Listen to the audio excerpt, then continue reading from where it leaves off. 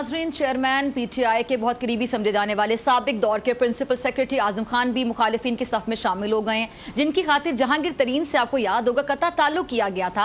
आज वो अपने चेयरमैन पर साजिश और साइफर ड्रामा रचाने का इल्ज़ाम लगा रहे हैं। हुकूमती इत्तेहाद को फिक्र है कि निगरां वज़ीर आज़म सियासतदान ही होना चाहिए, और कहीं इसकी जो बुनियाद है, एक सवाल जहन में आता है, खदशा तो नहीं है कि निगरां सेटअप का जो मुख्तसर सा खेल है वो तवील दौरानिए के लिए ड्रामे में ना बदल जाए, और क्या टेक्नोक्रेट्स को हुकूमत सौंपने से इसीलिए शायद हिचकिचाया जा रहा है। अच्छा, 2018 के इंतखाबात से पहले जिस तरह पंजाब में इलेक्टेबल्स इकट्ठे किए गए थे, तो क्या इस बार भी जो नए गिरोह हैं वो बनाने से क्या सियासत मजबूत होगी? और जो नाअहली नवाज शरीफ और जहांगीर तरीन की किस्मत में आई थी, अगर वो नाइंसाफ़ी थी, तो क्या एक बार फिर इलेक्शन रिप्लेस में नाअहली का जो नुस्खा है क्या आजमाया जाएगा? क्या मर्दमशुमारी को लेकर मुल्क इलेक्शन में जो ताख़ीर का मुतहम्मिल हो सकता है, और क्या इस बार आज़ाद और शफाफ इंतखाबात की ज़मानत दी जा सकेगी? क्योंकि हम देखते हैं कि हारने वाला कभी अपनी हार को तस्लीम नहीं करता है, और ये सियासतदान ही हमें टीवी पर आकर बताते हैं, अभी पूरे नताइज भी नहीं आते कि जी धांधली हो गई, ना सिर्फ धांधली बल्कि तारीखी धांधली हो गई है। बहुत से सवालात हैं जिनके जवाब तलाश करने के लिए मेरे साथ स्टूडियोज़ में मौजूद हैं सीनियर सहाफ़ी, तजियाकार, किसी तारुफ के मोहताज नहीं, मोहसिन बेग साहब। बहुत शुक्रिया ज्वाइन करने के लिए सर, आने के लिए। अच्छा मोहसिन बेग साहब, चेयरमैन पीटीआई को एक एक करके उनके करीबी लोग छोड़ते चले जा रहे हैं। अच्छा, मैं हैरान होती हूँ, चले छोड़ तो रहे हैं, लेकिन जो आगे से उनका रिस्पॉन्स आता है कि गुड लक, कोई फ़र्क नहीं पड़ रहा, मैनू कोई फ़र्क ही नहीं पैंदा, तो इस उनके लेकिन धचका तो होता है। आज आज़म खान का बयान, ये मेरे ख्याल से तो बहुत बड़ा धचका है। अब वो अलग बात है कि वहाँ से इजहार किया जाए धचका लगा कि नहीं लगा, क्या तज्जिया आपका?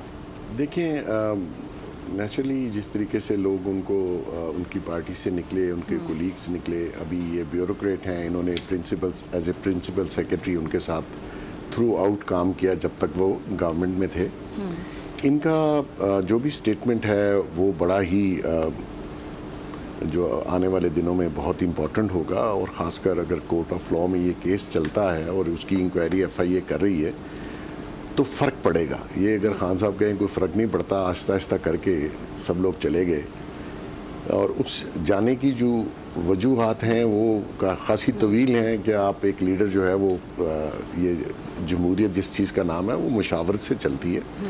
इन्होंने पॉलिटिकल पार्टी जो बनाई तरीके इंसाफ, उसको नाम तो पॉलिटिकल पार्टी का दिया, लेकिन ये इसमें मेजॉरिटी वो फैसले खुद या उनकी बेगम साहिबा कर रही थी, और फिर एक फ़ैन क्लब है, उसको पॉलिटिकल पार्टी बनने नहीं दिया गया।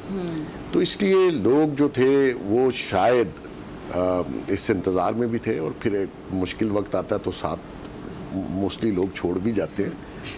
तो खान साहब को इन्हीं इलेक्शन में पता चल जाएगा, और हो सकता है इलेक्शन से पहले भी पता चल जाए। जब ये केस मंतकी इंजाम तक पहुंचेंगे तो नेचुरली फ़र्क बहुत साफ जाहिर होगा, नज़र भी आएगा। अच्छा, जैसे आपने जमहूरियत का जिक्र किया कि जमहूरी जो पार्टीज़ होती हैं वहाँ पे वन मैन शो नहीं होता है, वो कोई डिक्टेटरशिप तो नहीं होती, वहाँ आपको सबकी सुननी पड़ती है, सबको साथ लेकर सलाह मशवरे से चलना पड़ता है। लेकिन इनके जितने भी लोग जिनके मैंने भी इंटरव्यूज़ किए ऑफ द रिकॉर्ड, बल्कि ऑन रिकॉर्ड भी चीज़ें हैं कि वो यही गिला करते हैं कि सुना नहीं जाता था, हमारी सुनी नहीं जाती थी, हम ये भी नहीं कह सकते थे कि हम डिसएग्री करते हैं।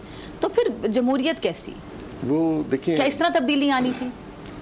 इन्होंने जो स्लोगन दिया और जो पब्लिक को बताया कि जी एक नई पार्टी जिसमें ये जो ख़ानदानी लेगेसी है ये नहीं होगी, बाल बच्चे पूरी फैमिली और ओहदे खुद ही बांट लेने वो नहीं होगा, और नया तब्दीली आएगी, और इस तरीके से करूँगा, इस्लाहात लाऊंगा। अपने लोगों की सुननी भी तो चाहिए।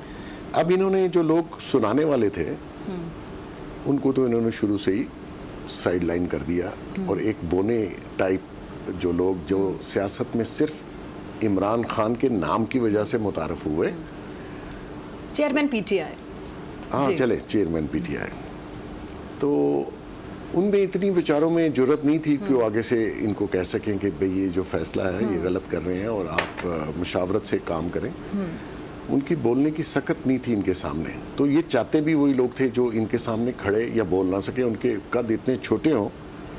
अब वही हुआ, जब क्राइसिस आया तो वो लोग, देखिए दो कैटेगरीज थी इनमें, इस पार्टी में। एक तो वो थे जो इलेक्टेबल्स लाए गए जिस तरीके से भी, एक वो थे जो सिर्फ इसकी वजह से पार्टी में आए और मशहूर हुए, और मेजॉरिटी वो जीते भी इसकी वजह से। अब वो सारे निकल गए हैं।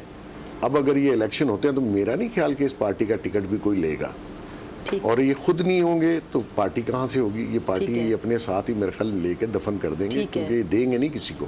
वरना तो फर्स्ट टेयर होता है, सेकंड टेयर होता है और नीचे तक आप जाते हैं और रिप्लेसमेंट होती है पार्टियों में मौजूद। यहाँ पे कोई रिप्लेसमेंट नहीं है। ये है तो पार्टी है, ये नहीं है तो पार्टी नहीं होगी। Very simple. अच्छा, जो इस्तेकाम में पाकिस्तान पार्टी बनी, ठीक है, बड़े लोग तनकीद कर रहे हैं, बेग साहब के नए लोग हैं, मंशूर का भी नहीं पता, वोट बैंक कैसे इनका मजबूत हो सकता है, क्या सीट एडजस्टमेंट करेंगे, नून लीग के साथ करेंगे, पीपल्स पार्टी के साथ करेंगे। कोई तरीन साहब की मुलाकातें शहबाज शरीफ साहब से भी हुई, तरीन साहब की मुलाकातें जरदारी साहब से हुई और वहाँ लंदन में भी सुना कि मुलाकातें हुई। तो लोग, मेरा सवाल ये है कि पार्टी नई हो सकती है लेकिन चेहरे तो पुराने हैं। हम ये क्यों भूल जाते हैं कि तरीन साहब ना होते, उनका तैयारा ना होता, उनका जहाज ना होता, तो शायद पीटीआई भी ना होती। इसमें कोई शक नहीं है। उन्होंने तो क्यों एक्सपेक्टेशंस लोगों को नहीं है उन्हीं तरीन साहब से? बेसिकली एक तो सॉरी मैं आपकी बात काट रही हूँ। जो किंग मेकर अच्छा हो सकता है तो वो हिमसेल्फ एक अच्छा किंग नहीं हो सकता?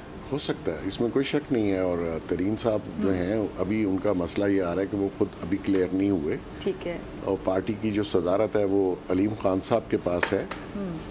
पार्टी बनी है, पुराने लोग हैं, उनको एक जगह ला के वो इकट्ठे हो गए हैं। इस इलेक्शन में अगर वो सारी कॉन्स्टिट्यूंसीज जिसमें वो लोग पहले इलेक्शन लड़ चुके हैं, उनको थोड़ी सी डिफ़िकल्टी आ सकती है, बिकॉज लोग ये समझते हैं कि आपने मुश्किल वक्त में साइड तब्दील कर ली। और ये हमने पहले भी देखा है, जो लोग साइड तब्दील करने, उनके लिए उसी हल्के से जीतना ज़रा मुश्किल हो जाता है अनटिल कि यू एक्सप्लेन कि उसकी वजह क्या है। तो वजह तो इस वक्त उनके पास बताने की है कि 9 मई को क्या हुआ।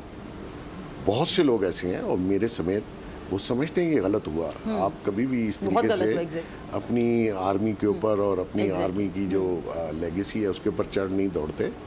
और जिस तरीके से इन्होंने सोशल मीडिया कैंपेन चलाई और सब कुछ किया, और हालांकि उस शख्स को एहसानमंद होना चाहिए था इस इदारे का जिन्होंने उसको बहुत सपोर्ट किया और बहुत अरसा तक गवर्नमेंट उसकी चलाई रखी।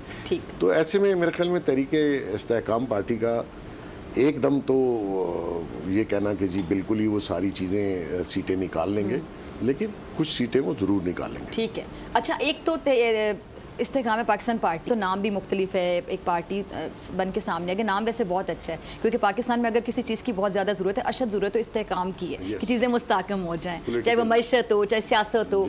अच्छा, दूसरी चीज़ ये कि जो अभी परवेज़ खटक साहब ने बेग साहब पार्टी बनाई है, वो तो एक फॉरवर्ड ब्लॉक बाकायदा नज़र आ रहा है ना, नाम भी पाकिस्तान तहरीक इंसाफ पार्लियामेंटेरियंस।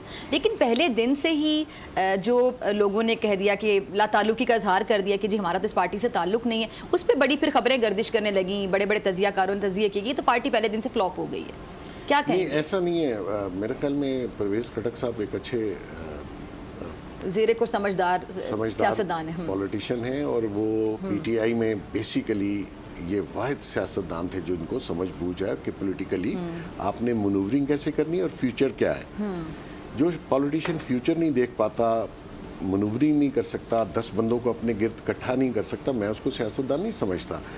और उस शख्स में ये एहलियत थी कि वो बंदों को इकट्ठा नहीं कर सकता था। तो परवेज़ खटक जो है वो इकट्ठा कर सकता है। और केपीके की जो इस वक्त की सूरत हाल है पॉलिटिकल, उसमें ये पार्टी ठीक बनी है।